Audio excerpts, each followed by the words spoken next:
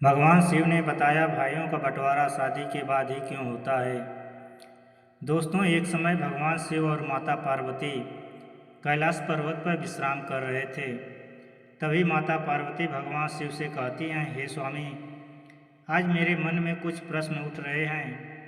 कृपया मेरे इस प्रश्नों का उत्तर देकर मेरे मन की जिज्ञासा को शांत कीजिए। तब भगवान शिव कहते हैं, हे गौरी, तेरे मन में जो भी प्रश्न उठ रही है उसे निसंकोच होकर पूछो। मेरा तुम्हारे हर प्रश्न का उत्तर देना पहला कर्तव्य है। फिर माता पार्वती कहती हैं, हे स्वामी, मेरा पहला प्रश्न है, शादी के बाद भी भाइयों के बीच में बंटवारा क्यों होता है। और मेरा दूसरा प्रश्न है, शादी के बाद भाई को बहन क्यों बुरी लगने लगती है। तब भगवान शिव कहते हैं, हे गौरी, आज तुमने बहुत ही अच्छा प्रश्न ही पूछा है जो हर मनुष्य के लिए कल्याणकारी सिद्ध होगी। इसलिए मैं तुम्हें इन दोनों प्रश्नों का उत्तर एक छोटी सी कहानी के माध्यम से बताने वाला हूँ। इसलिए पूरे ध्यान से इस कहानी को अंत तक सुने, और जो कोई मनुष्य भी इस कहानी को पूरा सुनता है उसका हर मनोकामना पूर्ण होती है। इसलिए दोस्तों, आप लोग भी इस कहानी को पूरा जरूर सुने। आधा अधूरा सुनने की गलती कभी मत करना, क्योंकि आधा अधूरा ज्ञान बहुत ही खतरनाक सिद्ध होती है। फिर माता पार्वती कहती हैं, हे स्वामी, मैं इस कहानी को पूरा जरूर सुनूंगी, क्योंकि जो आपके मुख से इस कहानी को सुनने का सौभाग्य प्राप्त हो रहा है। तो दोस्तों, फिर भगवान कहानी को सुनाना प्रारंभ करते हैं। दोस्तों, बहुत समय पहले की बात है। एक किसान अपनी पत्नी और 3 बेटों के साथ एक नदी के किनारे रहता था। किसान के तीनों बेटे की शादी हो चुकी थी और पूरा परिवार एक साथ सुख शांति से जीवन व्यतीत कर रहा था। एक दिन किसान की पत्नी ने अपने बेटों से कहा, बेटा, यह जमीन और जंगल तुम्हारे पिता के कठिन परिश्रम और परिणाम हैं। जमीन की उपज और जंगल की लकड़ी बेचकर ही तुम्हारे पिता ने इतने सारे मवेशी खरीदे और इतना बड़ा घर बनाया जिसमें हमारा सारा परिवार आराम से रह सकता है। दोस्तों, उस समय किसान के तीनों बेटे एक टीले पर खड़े थे जहाँ से धान के लहलहाते खेत दिखाई दे रहे थे। फसल कटाई के लिए तैयार थी और पके हुए धान की बालियां हवा में झूम रही थी। किसान का सबसे छोटा बेटा, जिसका नाम श्याम था, अपनी माँ से बोला, माँ, आप सही कह रही हो, मुझे पिताजी के साथ सुबह सुबह खेतों में जाना बहुत अच्छा लगता था। आज भी मुझे वो दिन याद आए। फिर भगवान शिव कहते हैं, हे गौरी, किसान का सबसे छोटा बेटा श्याम अपने पिता की तरह खेती में रुचि रखता था। उसे खलिहान में काम करना बहुत पसंद था। शाम को कड़ी मेहनत करनी पड़ती थी। उसे मजदूरों को संभालना, फसल की उपज को इकट्ठा करना और फिर उसके लिए सही खरीदार ढूंढना जैसे सभी कार्य करने पड़ते थे। किसान के 2 बड़े बेटे भी थे। सबसे बड़े बेटे का नाम प्रकाश था और उसने ज्योतिष का काम शुरू किया। फिर इस काम में उसे बहुत सफलता मिली और उसने काफ़ी धन कमाया। दूसरे बेटे का नाम अनुज था, जिसने व्यापार में सफलता प्राप्त की और वह भी बहुत पैसे कमाने लगा। पूरे परिवार में खुशी का माहौल था और किसी को भी कोई कष्ट नहीं था। फिर एक दिन किसान बीमार हो गया और उसने अपनी पत्नी से कहा, मुझे लगता है कि मेरा समय आ गया है। तुम उसे एक वादा करो कि बच्चों के बीच कभी भी जमीन जायदाद का बंटवारा नहीं होगा। मैं चाहता हूँ कि हमारे तीनों बच्चे मिलजुल कर रहें और घर में कोई भी मतभेद ना हो, क्योंकि जिस घर की एकता टूट जाती है वह घर बिखर जाता है। फिर उसकी पत्नी ने वादा किया और किसान की मृत्यु हो गई। दोस्तों, फिर समय बीतता गया और एक दिन किसान की पत्नी ने अपने तीनों बच्चों को बुलाया और उसने कहा, बेटों, मैं तुमसे एक वादा लेना चाहती हूँ। तुम्हारे पिता की अंतिम इच्छा थी कि तुम्हारे बीच कभी भी जमीन जायदाद का बंटवारा नहीं होगा। तुम तीनों भाई और तीनों बहुएं हमेशा मिलजुल कर जीवन यापन करोगे, क्योंकि जिस घर की एकता टूट जाती है वह घर कभी भी उन्नत नहीं हो पाता है।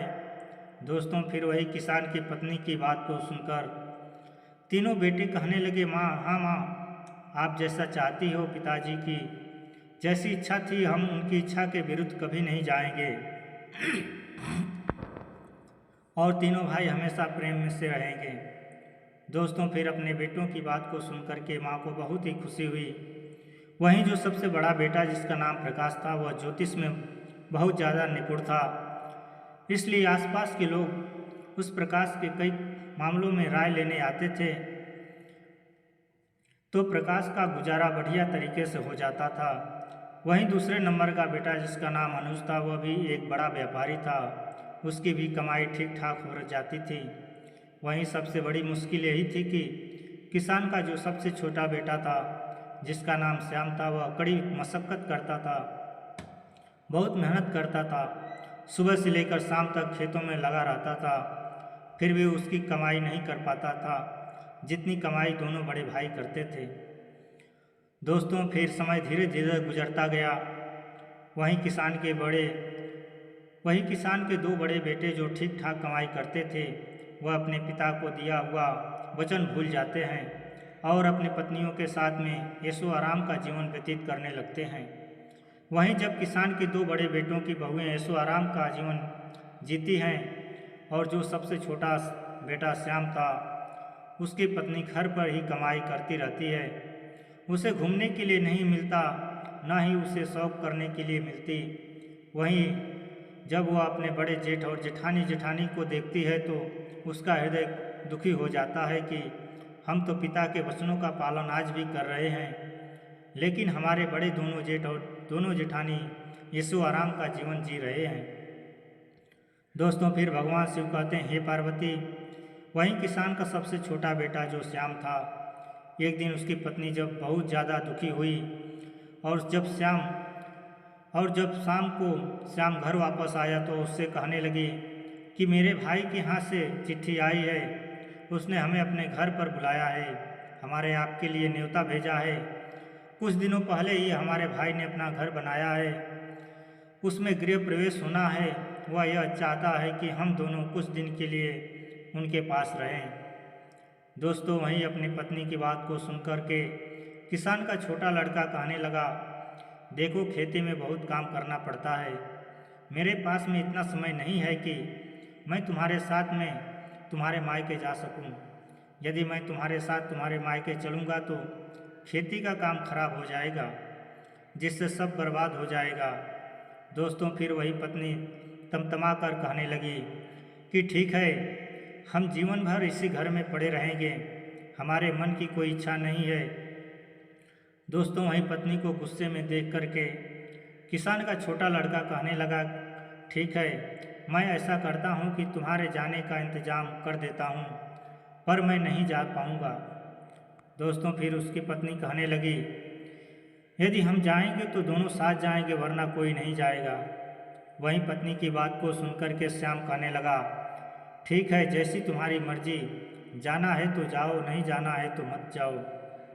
दोस्तों, फिर भगवान शिव कहते हैं, हे पार्वती, वहीं किसान के सबसे छोटे बेटे की बहू अपने दोनों बड़े जेठ और जेठानी का नज़ारा देख करके पहले से ही चिड़ी हुई थी कि महीना भर आराम करते हैं और ऐशो आराम का जीवन वह सभी बिताते हैं। दोस्तों, फिर ऐसा सोच करके वह श्याम की पत्नी कहने लगी, क्या हमने घर का सभी काम करने का ठेका ले लिया है? घर में और खेती का काम हम दोनों मिलकर करते हैं और आपके दोनों बड़े भाई आपकी भाभीयों के साथ में मौज मस्ती का जीवन जी रहे हैं। क्या आपने कभी सोचा है कि मेरा भी मन करता है हम भी शौक शान का जीवन जिए, फिर जब उनको अपना अपना ही कम करना है, हम दोनों की कोई फिक्र नहीं है, वह तो दोनों बाहर रह कर के मौज मस्ती का जीवन जी रहे हैं। फिर अपने अपने पत्नियों के साथ में चारों ओर घूमने चले जाते हैं और मैं हमेशा घर में ही पड़ी रहती हूँ। आप बताओ, क्या यह अन्याय नहीं है? दोस्तों, फिर भगवान शिव कहते हैं, हे पार्वती, फिर तो अपनी पत्नी की बात को सुनकर के श्याम की नींद खुल गई और फिर उसकी पत्नी आगे कहने लगी, अब तुम मेरी एक बात सुनो। जायदाद के बंटवारे की बात चलाइए ताकि हम लोग अलग रह सकें। यदि हम अलग रहेंगे तो हमको भी अपने घूमने के लिए कुछ समय मिलेगा। दोस्तों, फिर इस प्रकार अपनी पत्नी की बात को सुनकर श्याम को लगा कि उसकी पत्नी सही कह रही है। मेरा काम मेरे भाई के काम से ज़्यादा महत्वपूर्ण है। मेरी वजह से वह दोनों इतने ठाठ से और आराम से जीवन जीते हैं तथा मैं और मेरी पत्नी नौकरों की तरह इस घर में लगे रहते हैं। दोस्तों, फिर एक दिन जब सभी भाई घर में खाना खा रहे थे तो किसान के सबसे छोटे लड़के ने अपनी माँ और भाइयों से कहा कि उसे जायदाद में उसका हिस्सा चाहिए। अब वह शामिल नहीं रहेगा। फिर वहीं अपने सबसे छोटे बेटे की बात को सुनकर माँ को बड़ा झटका लगा और उसने कहा, तुम्हारे पिता चाहते थे कि तुम सब मिलजुल कर एक होकर रहो। दोस्तों, फिर वही सबसे छोटा बेटा कहने लगा, माँ मैं अब शामिल नहीं रह सकता हूँ। फिर तो दोनों भाइयों ने भी हामी भर दी और उन्होंने भी कहा, ठीक है, जायदाद का बंटवारा हो जाना चाहिए। वहीं जमीन जायदाद के सभी कागज जिनके आधार पर बंटवारा होना था वही सब तैयार की जाते हैं। वहीं बंटवारा होने से पहले भी किसान की पत्नी अपने तीनों बेटों से कहती है कि बंटवारा बाद में होगा, पहले हमारे घर की परंपरा है कोई भी कार्य करने से पहले सबसे पहले भगवान जगन्नाथ के दर्शन अवश्य करने चाहिए। फिर अपनी माँ की बात को सुनकर के सभी बेटे तैयार हो जाते हैं और अपनी माँ की बात मान करके अगले दिन सभी बेटे अपनी पत्नी और माँ के साथ यात्रा पर निकल पड़ते हैं। दोस्तों, फिर मंदिर में दर्शन करने के बाद में जब सभी भाई वापस लौट रहे तो उनकी माँ ने कहा, बच्चों मैं बहुत थक गई हूँ और मुझे बहुत तेज़ भूख लग रही है। आप सभी भी भूखे होंगे और बहुओं को भी भूख लगी रही होगी। चलो एक काम करते हैं, किसी ठीक से स्थान पर बैठ कर के कुछ खाना खा पी लेते हैं। दोस्तों, फिर गांव के बाहर ही एक पुराना मंदिर था और पास में ही खाने की दुकान थी। वहीं जब सभी परिवार खाना खाने की तैयारी करने लगा तो माँ ने कहा, बेटा हम लोग खाना खाने के लिए तो जा रहे हैं, मगर रुपयों की थैली जो थी वह तो मैं कहीं भूल आई हूँ, जिससे अब यहाँ घर से तक जाने के लिए हमें काफ़ी पैसा चाहिए और यहाँ खाना खाने के लिए भी हमें पैसा चाहिए। यदि हमारे पास पैसा नहीं होगा तो न तो हम घर पर पहुँच पाएंगे और ना ही हमारा पेट भर पाएगा। अब तो एक ही उपाय है जो कि मैं इन बहुओं के साथ में इसी मंदिर में रुकती हूँ और तुम तीनों भाई एक काम करो कि किसी गांव में जाकर के कोई काम ढूंढ लो जिससे कुछ रुपयों की जुगाड़ हो जाए। तीनों अलग अलग अपना काम करो। तुम जो भी कुछ कमा कर लाओगे उन्हीं पैसों से हम कुछ खा पिएंगे और यहाँ से घर पहुँच पाएंगे। दोस्तों, फिर तीनों बेटों ने अपनी माँ की राय मान ली और तीनों भाई अलग अलग दिशाओं में पैसा कमाने के लिए निकल पड़े। दोस्तों, फिर चलते चलते किसान का छोटा बेटा श्याम जब कुछ दूर बढ़ा तो वह एक स्थान पर पहुंचा जहां कुछ लोग गंभीर चर्चा कर रहे थे। फिर श्याम ने उनसे पूछा, आप लोग इतने उदास क्यों हैं? क्या बात है? क्या मैं आपकी मदद कर सकता हूँ? वह खड़े लोग बोले, इस जमीन के इस हिस्से में हमेशा पानी जमा रहता है और हम यहाँ कुछ भी उगा नहीं पाते हैं, फिर भी हमें राजा को इसका लगान देना पड़ता है।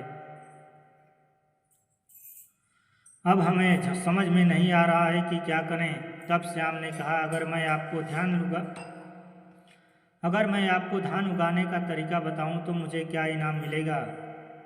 तब लोग बोले, अगर तुम हमें इस जमीन पर धान उगाने का तरीका बताओगे तो हम तुम्हें 200 चांदी की मुद्राएं देंगे। श्याम, जो बहुत ही कुशल किसान था, उसने लोगों को बताया, गोबर और मिट्टी को मिलाकर गोल बनाओ और उन्हें गीला और नरम रखो। फिर हर गोले में बीज डाल दो और उन्हें सूखने दो। तब गांव वालों ने ध्यान से उसकी बात सुनी और उन्होंने पूछा, इन गोलों को क्या करें? तब श्याम ने कहा, इन गोलों को इस जमीन में डाल दो। ये गोल जमीन में धंस जाएंगे और जब बीज भी अंकुरित हो जाएगा। दोस्तों, फिर गांव वालों ने श्याम के बताए हुए तरीके का पालन किया और उस बंजर जमीन में बीज अंकुरित हो गया। तब गांव वालों ने श्याम को धन्यवाद दिया और खुशी खुशी उसे 200 मुद्राएं भेंट दी। दोस्तों फिर श्याम उन मुद्राओं के साथ अपनी माँ के पास उसी मंदिर में लौट आया। दोस्तों किसान का दूसरा बेटा अनुज घूमते घूमते एक दिन एक स्थान पर पहुंचा जहां उसने देखा कि एक व्यक्ति पेड़ के नीचे बैठा